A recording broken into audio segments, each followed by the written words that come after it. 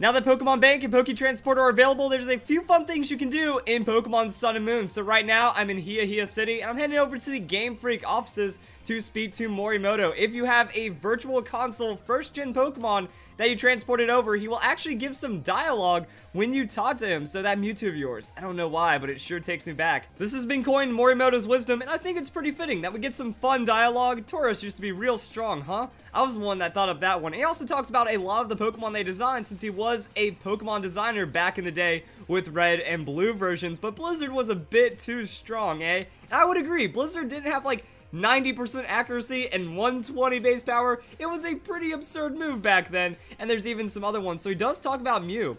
You know Mew, right? I made it, everything about it. The pixel art, its cry, the Pokedex entry, everything. Morimoto is the man behind Mew, and even when he goes on like shows, whenever he does a signature, it's Morimoto, and that's a cute little drawing of Mew's face. I just barely finished it in time too. It was right at the very end of the game's development. So Mew was just kind of put in there. You can even get the story of Mew through Morimoto's wisdom. So Joe Merrick shares a couple of these, and by resetting your game, like just soft resetting, you can see different dialogue. Now this is the one that got me, guys, because whenever you transfer a Pokemon, it says seems to have traveled across both space and time to reach you from whatever region it came from. However, this is from the Kanto region in the good old days.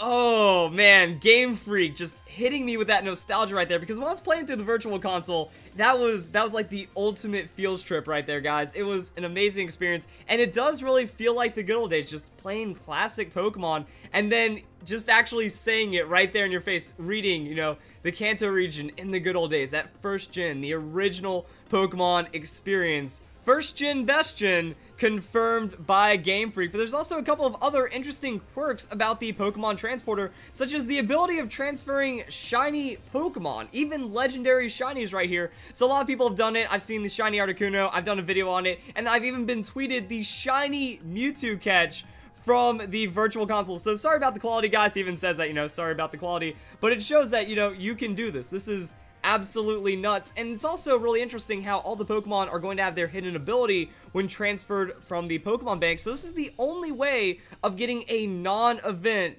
Unnerve Shiny Mewtwo, because there was that Play Pokemon event, and that was the only way of getting the Shiny Mewtwo event beforehand, because everything else was just a regular Mewtwo right there, and Mewtwo was Shiny locked in Pokemon X and Y. Now this is just appears at level 100, and it has the hidden ability, and now we have access to the hidden ability of Mewtwo and the legendary birds outside of an event, as well as a, I wouldn't say reliable way, but a way of detecting if they're shiny or not in the first generation, which actually worked for transfer into the second generation. So there's a lot of surprising levels of connectivity right here. Then we can also see that whenever you try to transfer a glitch Pokemon like MissingNo, unfortunately, there's not any kind of crazy dialogue or anything like that. So whenever you transfer, it says a problem has been detected with one of the Pokemon. Sorry, the problematic Pokemon cannot be sent. So no real Easter egg or kind of secret right there, just kind of a straightforward thing. But it does show that there is a response to MissingNo and some of the other crazy Pokemon that you can obtain that are widely known about in the Virtual Console or the original games. We can also talk about Mew for a bit, because we had Japan and Europe giving away a Mew to the Virtual Console. So we had the Pokemon Sun and Moon launch party, and we also had the Pokemon Center distributions,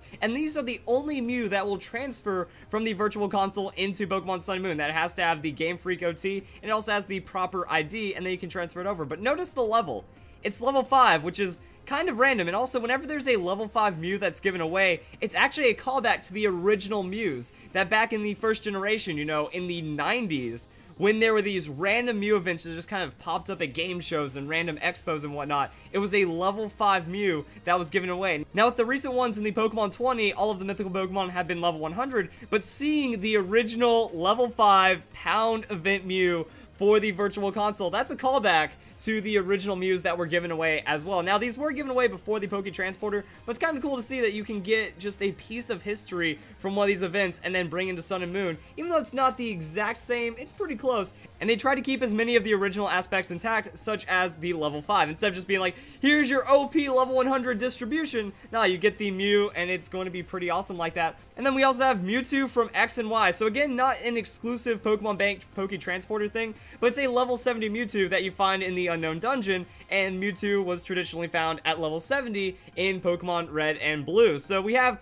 different forms of Mewtwo that you can receive through various ways of transfer, and having that level 70 Mewtwo is pretty cool, because we also have it in the Virtual Console, and then it just comes into Pokemon Sun and Moon. Unfortunately, that seems like about it for the secrets. You can kind of dig around and look for callbacks like the Mew and the Mewtwo, but it seems like it's mostly just Morimoto's wisdom, the good old days, and then also that shiny Pokemon can transfer over. If you find anything else, please leave in the comments below. I might even pin the comment because there's some pretty awesome things I'd like to see discovered about this, but overall, I think we still have a nice little bit of fun. The Game Freak, they have been acknowledging the first generation for a while. You know, X and Y was very heavy-handed with first-generation teases and stuff, and I absolutely loved it. So we still have more of that with Pokemon Sun and Moon. So if you guys enjoyed the video, hope you all have a nice day. Thank you very much for watching.